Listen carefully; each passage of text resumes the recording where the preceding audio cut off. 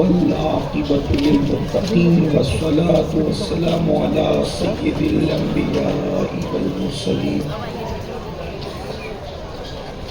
وعلى آله وأصحابه الطيبين الطاهرين أما بعد فأعوذ بالله من الشيطان الرجيم بسم الله الرحمن الرحيم يا أيها الذين آمنوا توبوا إلى الله توبة نصوحا صدق الله العظيم غوث اعظم بمنے بے سر و ساما مدد قبل دی مدد کعبہ ایمان مدد انتظار کرم تست من عینی را اے خدا جو خدا بینو خدا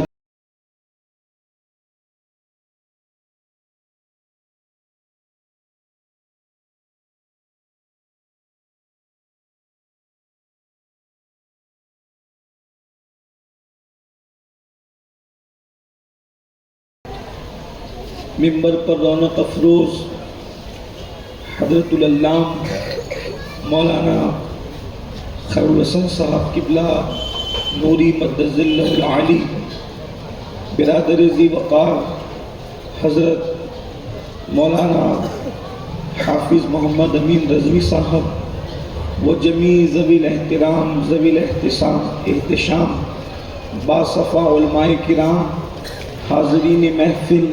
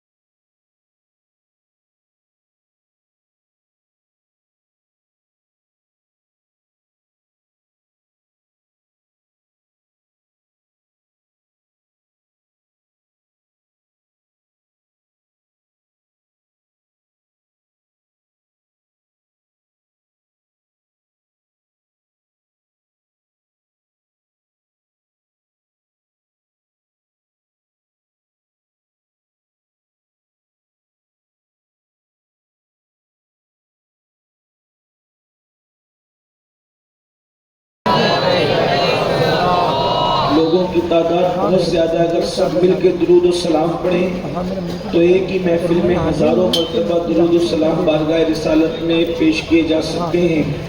الصلاۃ والسلام علیک یا رسول اللہ، الصلاۃ والسلام علیک یا نبی اللہ، الصلاۃ والسلام علیک یا حبیب اللہ، وعلی آلک واصحابک یا نور اللہ، صلی اللہ تعالی علیہ وسلم۔ اٹھا دو پردہ دکھا دو چہرہ کہ نور باری حجاب میں ہے، زمانہ تاریک ہو رہا ہے کہ مہر کب سے نقاب میں ہے، کھڑے ہیں منکر نکیر سر پر، نہ کوئی حامی نہ کوئی یاور، بتا دو آ کر میرے پیمبر کے سخت مشکل جواب میں ہے، خدائے قہار ہے غضب پر، کھلے ہیں بدکاریوں کے دفتر، بچا لو آ کر شفیع محشر، تمہارا بندہ عذاب میں ہے، کریم ایسا ملا کہ جس کے کھلے ہیں ہاتھ اور بھرے خزانے، بتاؤ اے مفلسوں کے پھر کیوں تمہارا دل اضطراب میں ہے، وہ گل ہے لمحائے نازک ان کے، ہزار جھڑتے ہیں پھول جن سے، وہ گل ہے لمحائے نازک ان کے، ہزار جھڑتے ہیں پھول جن سے، गुलाब गुलशन में देखे बुलबुल, ये देख गुलशन गुलाब में है। करीम अपने करम का सदका, लई में बेकद्र को न शर्मा। तू और रज़ा से हिसाब लेना, रज़ा भी कोई हिसाब में है। आज की ये खूबसूरत सी महफिल दारुल उलूम अहले सुन्नत गुलशन नूरी नजमुल उलूम के सालाना दस्तारबंदी के मौके पर इनेकाद पजीर है। सवाद आज़म अहले सुन्नत व जमात की आलमगीर तहरीक सुन्नी दावत इस्लामी का ये मिशन है। हमारे कायद हमारे अमीर ने ये पैगाम दिया, सुन्नी दावत इस्लामी का काम करें, इल्म और अखलाक आम करें।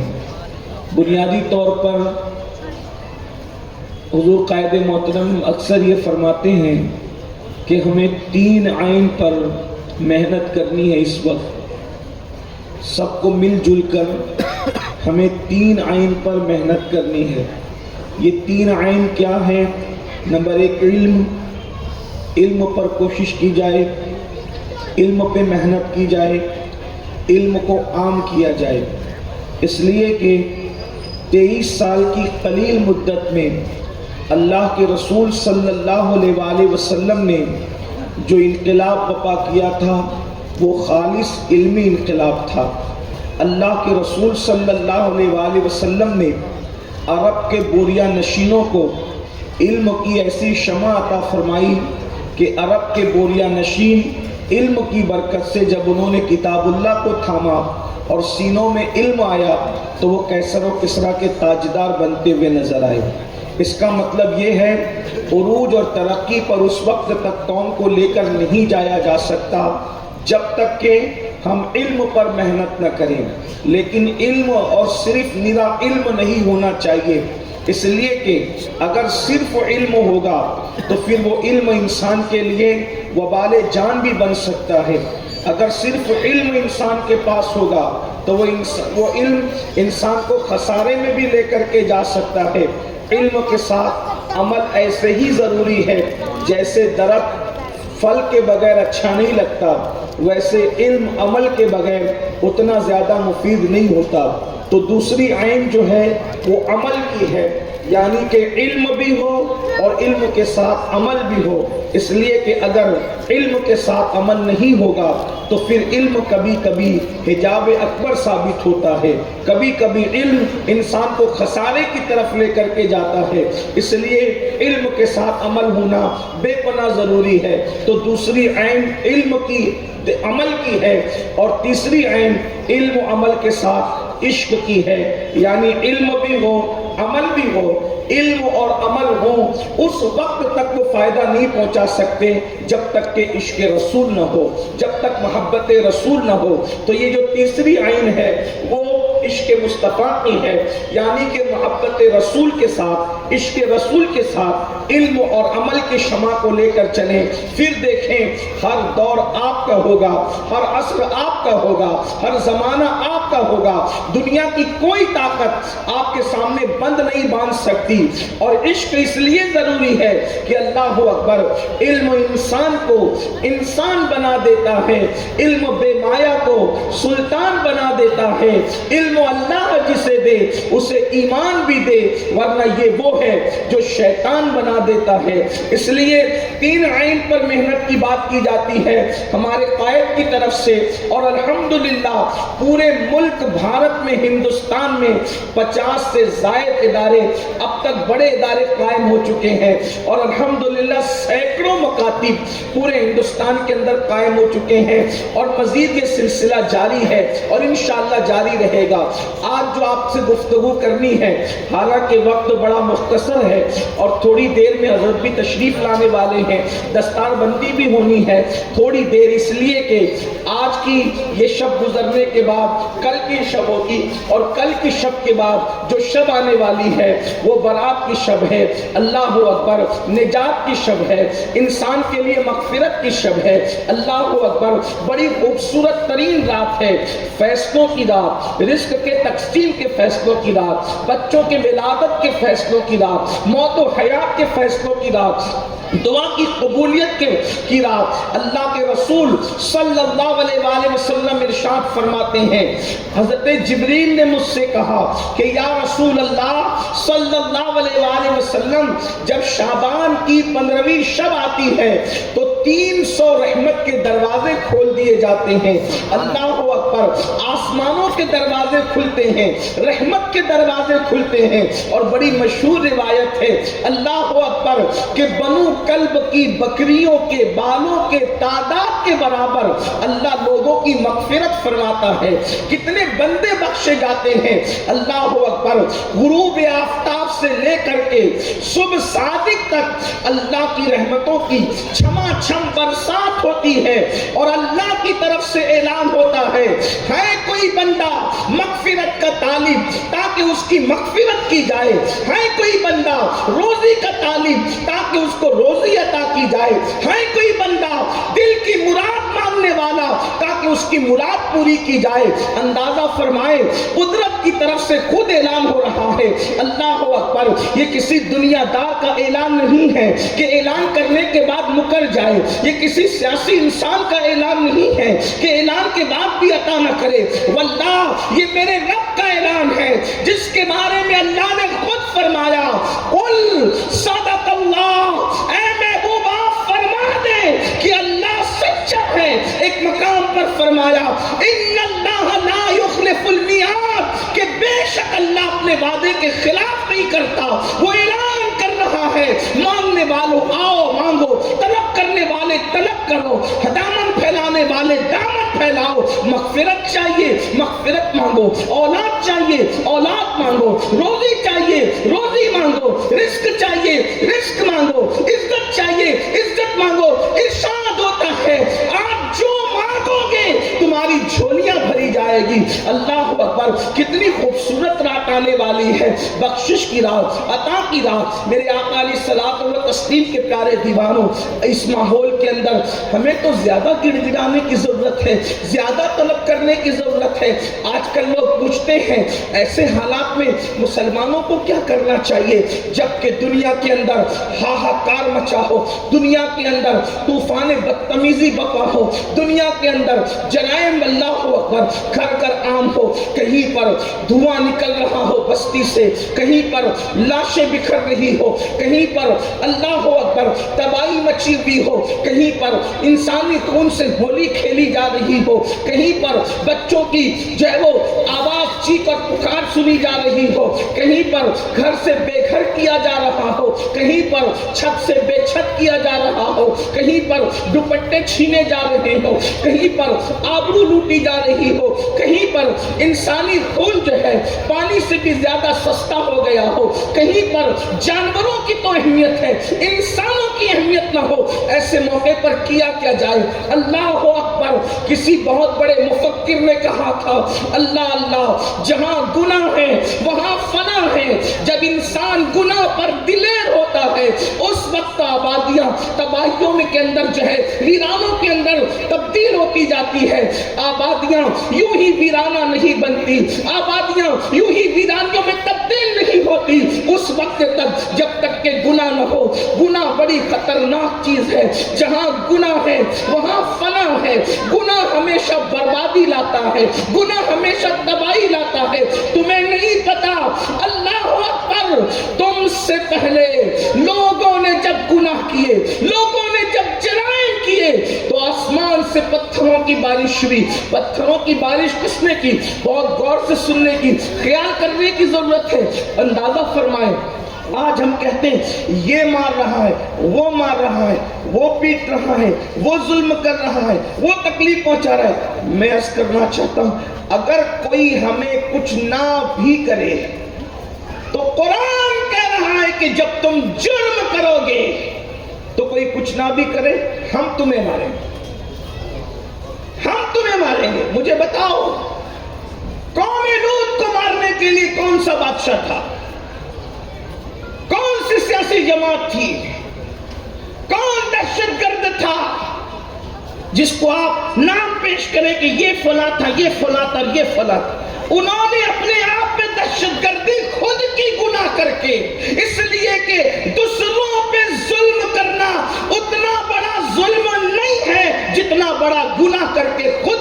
ظلم کرنا ہے. گناہ تو خود پہ ظلم ہے. قرآن کہتا ہے وَلَوْ أَنَّهُمْ إِذْ ظَلَمُوا أَنفُسَهُمْ جَاءُوكَ، اگر وہ اپنی جانوں پہ ظلم کرے، سب سے بڑا ظلم اپنی جانوں پہ ظلم ہے. اور جان پہ ظلم اس کو کہتے ہیں کہ انسان گناہ کرے. اس لیے کہ انسان جو بھی ظلم کرے گا اس سے دنیا کی مصیبت آئے گی، لیکن جب انسان گناہ کرے گا تو اس سے جہنم کا دردناک عذاب ہوگا. اور جہنم کا دردناک عذاب کیا ہے؟ تو یاد رکھنا، اس کے سر پر اپنی جرائم کا بوجھ ڈال کر ہم سبکدوش نہیں ہو سکتے، ہمیں کلین چٹ نہیں مل سکتی. اندازہ کریں، قرآن کہانی قصے کی کتاب تو نہیں، لیکن قرآن نے جو قصص بیان کیا ہے اس لیے بیان کیا تاکہ عبرت ہو، ہمیں عبرت ہو، ہمیں پتہ چلے. اندازہ کریں، قوم لوط نے جب جرم کیا تو اللہ پاک نے آسمان سے ڈائریکٹ پتھر برسائے، اور پتھر برسے کی شان سے اللہ اکبر، توجہ تو کریں، غور تو کریں کہ شان سے پتھر برسے. پتھر سر پہ گرتے تھے، چھوٹے چھوٹے پتھر تھے، بہت بڑے پتھر نہیں تھے، چھوٹے پتھر سر پہ گرتے تھے اور وہ انسان کے وجود کو چیرتے ہوئے نیچے سے باہر ہو جاتے تھے. اندازہ فرمائیں، اندازہ کریں، کیا آج میری قوم میں قوم لوط کا گناہ موجود نہیں ہے؟ اللہ اکبر. کچھ لوگوں کو ہواؤں سے میرے اللہ نے برباد کر دیا، آندھی سے میرے اللہ نے برباد کر دیا. کچھ لوگوں کو طوفان نوح سے میرے اللہ نے برباد کر دیا. کچھ لوگوں کو پانی میں ڈبا کر میرے اللہ نے برباد کر دیا. پتا چلا جہاں گناہ ہوگا وہاں فنا ہوگا، وہاں آبادیاں ویرانے میں تبدیل ہوگی. پھر اس کا علاج کیا ہے؟ اس کا حل کیا ہے؟ میں سمجھتا ہوں انسان جتنے گناہ کر رہا ہے، شاید ہم لوگوں سے زیادہ آپ کو پتا ہے ہم کیا گناہ گنوا سکتے ہیں.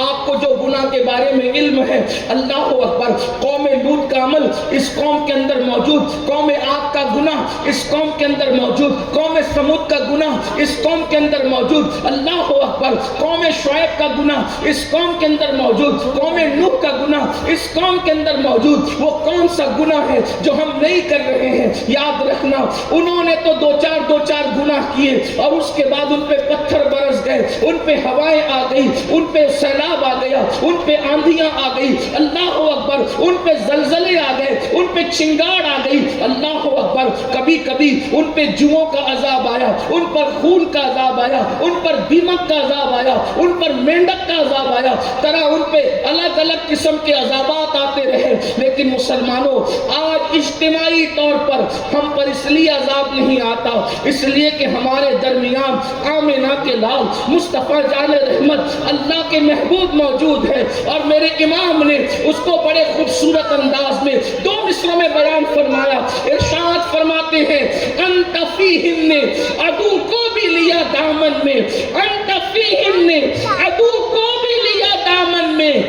عیش جاوید مبارک تجھے شیدائی دوست، ارے ان کی موجودگی تو دشمنوں کو بھی عذاب سے بچائے ہوئے ہیں.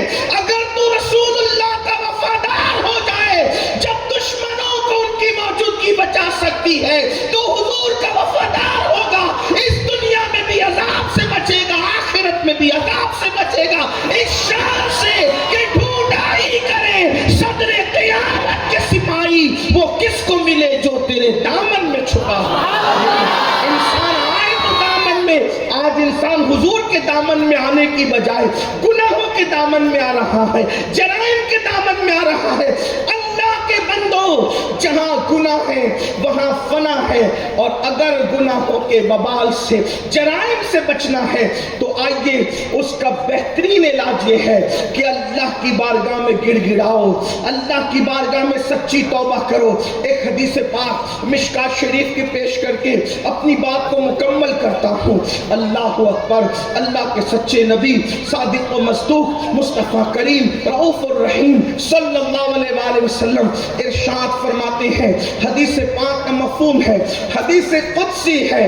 اللہ پاک ارشاد فرماتا ہے، اللہ پاک کا فرمان ہے، ارشاد فرماتا ہے، وہ کہتا ہے کہ میں ہی اللہ ہوں، وہ کہتا ہے میں ہی اللہ ہوں، میں ہی معبود ہوں. اور ہم بے شک اس کا اقرار کرتے ہیں، لا الہ الا اللہ، جواب دینے سب لوگ اللہ کہتا ہے میں ہی معبود ہوں، بے شک مولا تو ہی معبود ہے. سب کہیں لا الہ الا اللہ، بے شک تو ہی الہ ہے، تو ہی اللہ، اور تیرے سوا ہو بھی کون سکتا.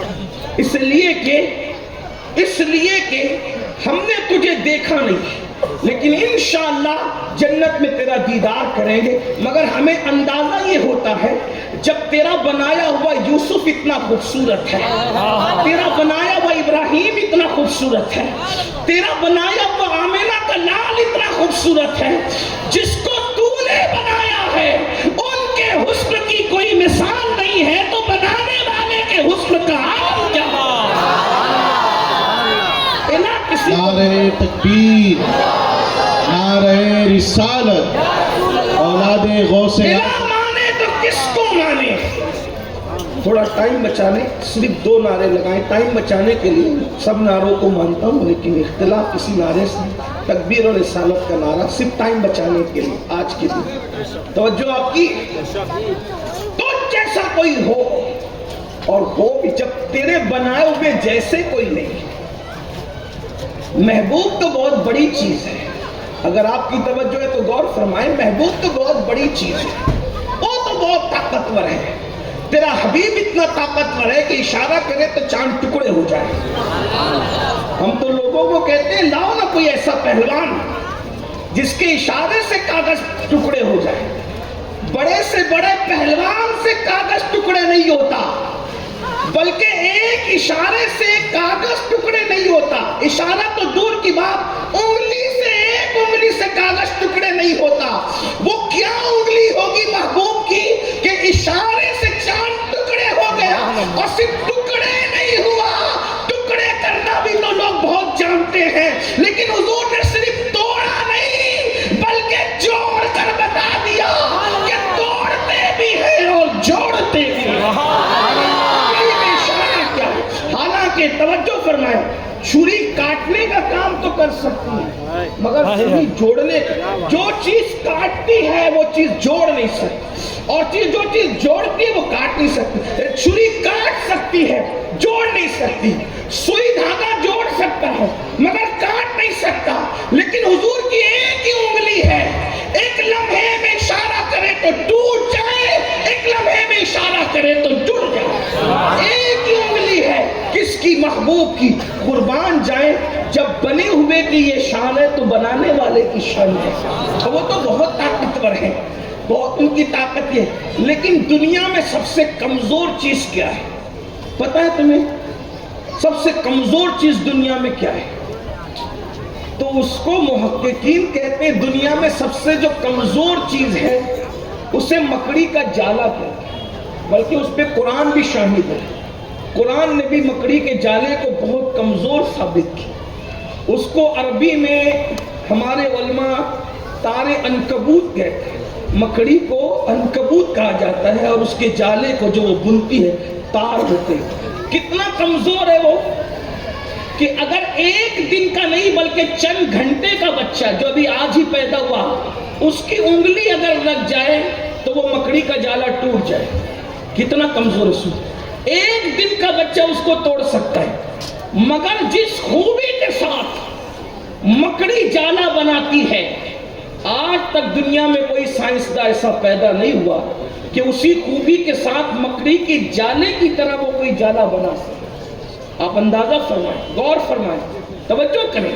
حضرت یوسف تو بہت بڑی چیز، جناب ایوب تو بڑی شان، حضرت موسیٰ کی تو بڑی شان، آمنہ کے لال کی تو کوئی مثال ہی نہیں، نہ کوئی مثل ہے نہ مثال ہے. جس کا سایہ نہیں ہے اس کی مثال کیا دی جا سکتی ہے. لیکن اندازہ فرمائیں، ایک بہت کمزور سی چیز جسے مکڑی کا جالا کہتے ہیں، جس شان سے وہ کیڑا مکڑی جسے ہم کہتے ہیں اپنے جالے کو بنتی ہے، آج تک کوئی سائنسداں اسی شان کے مطابق جالا بن نہ سکا، اسی طرح نہ بنا سکا. وجہ قدرت بتا رہی ہے، دیکھو ہمارا بنایا ہوا کیڑا جو کر سکتا ہے اب تک تم بھی نہیں کر سکتے.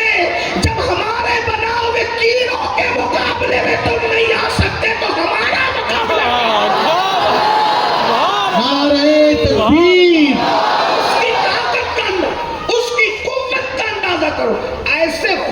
تم مانتے ہو، جس کی شان ہے احد، ایک لم یلد ولم یولد، اس کی شان ہے آسمان کن کہہ کے بناتا ہے، زمین کن کہہ کے، ایسے خدا کی تم عبادت کرتے ہو، اور وہ کہتا ہے کہ میں ہی الہ ہوں، بے شک تو ہی الہ، اور تیرے سوا اور ہے کون؟ اس لیے کہ تو ہی الہ ہے، معبود تو صرف تو ہی ہے۔ اور میں آپ کو یہ بتانا چاہتا ہوں مسلمانوں، ہم سب سے زیادہ کس کو چاہتے ہیں، کس سے محبت کرتے ہیں؟ ماں سے زیادہ، باپ سے زیادہ، بھائیوں سے زیادہ، بہنوں سے زیادہ، پیر سے زیادہ، استاد سے زیادہ، کائنات کی ہر شے سے زیادہ جس سے پیار کرتے ہیں اسے محمد الرسول اللہ کہتے ہیں۔ لیکن ہم ان سے پیار کرتے ہیں، ان سے محبت کرتے ہیں، ان کی بھی عبادت نہیں کرتے۔ آپ کی توجہ ہے؟ جب اتنی پیاری محبوب ہستی ان سے صرف محبت کرتے ہیں، ان کی عبادت نہیں کرتے۔ لوگ سنیوں کو بدعتی کہتے ہیں، مشرک کہتے ہیں، ہم کہتے ہیں اس سے بڑھ کر ہماری توحید اور کیا ہوگی کہ ہم سب سے زیادہ جسے پیار کرتے ہیں، جس کے نام پہ سر بھی جھکا دیتے ہیں، جس کے نام پہ انگوٹھے چومتے ہیں، لب پہ آ جاتا ہے جب نام جناب، منہ میں گل جاتا ہے شہد نایاب، وقت میں ہو کہ ہمیں جا بےتاب اپنے لب چوم لیا کرتے ہیں۔ جس کے نام پر اپنے لب چوم لے اس سے پیار کا حال کیا ہوگا؟ جس کے نام پر حالت یہ ہے کہ مرنے کا بھی شوق ہے، جس کے نام پر کی محبت کا عالم یہ ہے کہ دل جان سب قربان کرے، ارے جان نہیں بلکہ جہان قربان کرے، جہان نہیں بلکہ دو جہان قربان کرے، مجبور ہو کر پھر کہتے ہیں کہ دو ہی جہان ہے، یہ ہماری مجبوری ہے، اگر اس سے زیادہ بھی جہان ہوتے تو وہ بھی قربان کرتے، کرو تیرے نام پہ جا فدا، نہ بس ایک جا دو جہاں فدا، دو جہاں سے بھی نہیں جی پڑا، کرو کیا کروڑوں جہان ہے، ہمارے بس میں نہیں ہے، یہ ایک جان کیا ہے، اگر ہو کروڑوں تیرے نام پہ سب کو 12 کروڑ ہے۔ اور بہت مزے میں فرماتے کہتے ہیں تیرے نام پہ سر کو قربان کر کے تیرے سر سے صدقہ اتارا۔ اندازہ جس سے اتنی محبت کرتے ہیں اس کی بھی عبادت نہیں کرتے، تو جس سے سب سے زیادہ پیار کرتے اس کی بھی عبادت نہیں کرتے، بلکہ وہ جلوہ اگر نظر آ جائے تو پھر یہی کہتے ہیں کہ پیش نظر وہ نوبہاں، سجدے کو دل ہے بے قرار، روکیے سر کو روکیے، ہاں یہی امتحان ہے۔ اندازہ فرمائے تو مولا بے شک تو ہی خدا ہے، تو ہی معبود ہے، تیرے سوا کوئی معبود، محبوب تو بہت ہیں لیکن معبود ایک ہی ہے، محبوب بہت ہے معبود ایک ہی ہے۔ وہ کہتا ہے کہ میں ہی الہ ہوں، میں ہی معبود ہوں، اور پھر کہتا ہے بندو جب تم میری اطاعت کرتے ہو، میری فرما برداری کرتے ہو، حدیث پاک کا مفہوم پڑھ رہے ہیں، جب تم میری اطاعت اور فرما برداری کرتے ہو تو میں تمہیں اپنا محبوب بنا لیتا ہوں۔ محبوبیت کہاں ملتی ہے؟ اطاعت پر، فرما برداری پر۔ جب تم میری اطاعت کرتے ہو، فرما برداری کرتے ہو تو تمہیں محبوب بناتا ہوں، تمہیں عزت عطا کرتا ہوں، تمہیں وقار عطا کرتا ہوں، تمہیں شان و شوکت عطا کرتا ہوں۔ اور پھر فرمایا گیا جب تم میری نافرمانی کرتے ہو، اب دیکھیے اللہ اکبر کیا کہا جا رہا ہے، جب تم میری نافرمانی کرتے ہو تو پھر میں تم پر ظالم مسلط کر دیتا ہوں۔ بلکہ اس سے پہلے فرمایا کہ جب تم میری نافرمانی کرتے ہو تو میں تم سے ناراض ہو جاتا ہوں، میں تمہیں اپنا دشمن بنا لیتا ہوں اور نافرمانوں پہ لعنت کرتا ہوں اور ان پر ظالموں کو مسلط کرتا ہوں اور ظالموں کے دل میں بھی تمہاری دشمنی ڈالتا ہوں، پھر وہ تم پہ ظلم کرتے ہیں، تم پہ جبر کرتے ہیں اور تم ان کے سامنے گڑ گڑاتے ہو۔ ارشاد فرمایا ان کے سامنے گڑ گڑانے سے حالات نہ بدلیں گے، ارشاد فرمایا اگر گڑ گڑانا ہے تو میری بارگاہ میں گڑ گڑاؤ، اگر رجوع کرنا ہے تو میری میری بارگاہ میں رجوع کرو، توبہ کرنا ہے میری بارگاہ میں توبہ کرو۔ دیکھو اللہ رب العزت ارشاد اپنے محبوب کی زبان کے ذریعے سے ہمیں فرما رہا ہے، حدیث قدسی میں بتایا جا رہا ہے، اگر دنیا کے حالات بدلنے لگے، اگر دنیا کے حالات تبدیل ہونے لگے، اللہ اکبر، اگر ظلم سر چڑھنے لگے تو آقا علیہ السلام حدیث قدسی بیان کرتے ہوئے ارشاد فرما رہے ہیں، اللہ فرماتا ہے اوروں کے پاس گڑ گڑانے کی بجائے اللہ کی بارگاہ میں اپنے گناہوں پر رو، اپنے گناہوں پر آنسو بہاؤ، رب کی بارگاہ میں گڑ گڑاؤ۔ اندازہ فرمائیں ہم ہر دروازے پر جانے کے لیے تیار ہے، کیا رب کی بارگاہ میں آنے کے لیے بھی تیار ہے؟ ہم سب کے پاس جانے کے لیے تیار ہے، کیا رب کی چوکھٹ پر بھی گڑ گڑانے کے لیے تیار ہے؟ اور یاد رکھنا کہیں بھی گڑ گڑاؤ، ہر جگہ گڑ گڑانے سے عزت جاتی ہے، ایک ہی در ہے جہاں گڑ گڑانے سے عزت نہیں جاتی بلکہ عزت بڑھ جایا کرتی ہے۔ اور جگہ آنسو بہاؤ تو وہ پانی بن کر کے بہ جاتے ہیں، رب کی بارگاہ میں آنسو بہاؤ تو وہ موتی بنا کر کے چن لیے جاتے ہیں، موتی بنا کر کے اٹھا لیے جاتے ہیں، موتی بنا کے شان کریمی نے چن لیے۔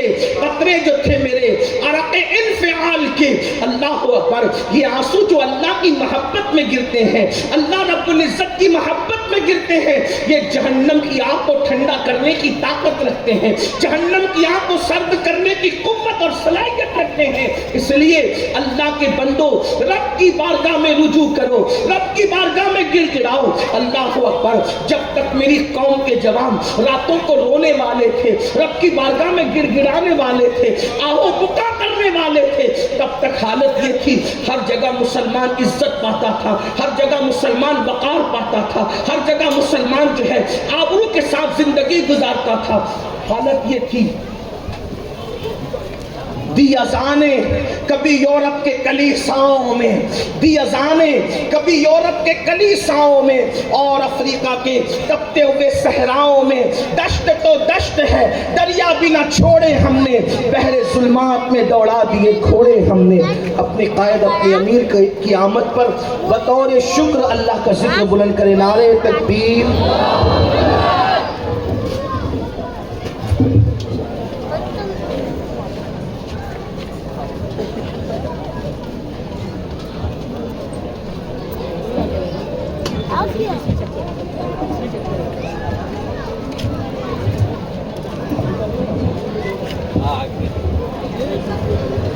آپ ذرا تشریف رکھیں۔